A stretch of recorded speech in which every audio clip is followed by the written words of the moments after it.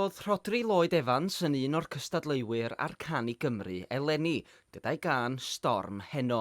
Os wyt ti'n ennill, lle di brynu crwban iddyn ni? Os dwi'n ennill, lle brynu 2 grwban i'r ysgol. A dyna addewid Mr Evans i'w ddisgyblion, 2 grwban newydd pe bai'n ennill y gystadleuaeth. Y gan sydd wedi cyrraedd y drydydd safle, storm heno gan Rhodri Lloyd Evans. Mai trydydd gafodd o yn y gystadleuaeth, mi nath o gadw at ei addewid.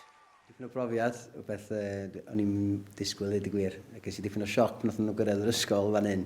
Nathon nhw fod ar gamra, gyda i ddim dewis wedyn, oedden ni'n gofod mynd ar ôl y cael crwban. Dipyn o gyffrod i bod efo'r plant yn rili mwynhau cael nhw yma, a rhieni a'r staff hefyd, dwi'n wedi gwirioni efo nhw.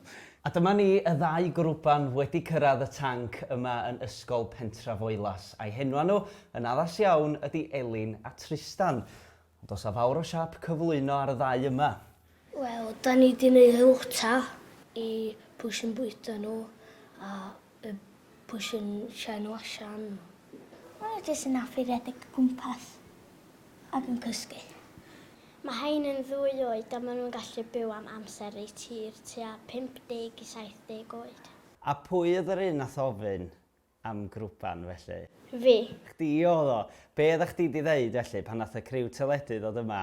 Os ydych chi'n cael gwobr, gwch chi brynu crwban iddyn ni. Da ni wedi bod yn rhoi lot o posters ag taith y crwban ag da ni wedi bod yn sbiad ar nhw.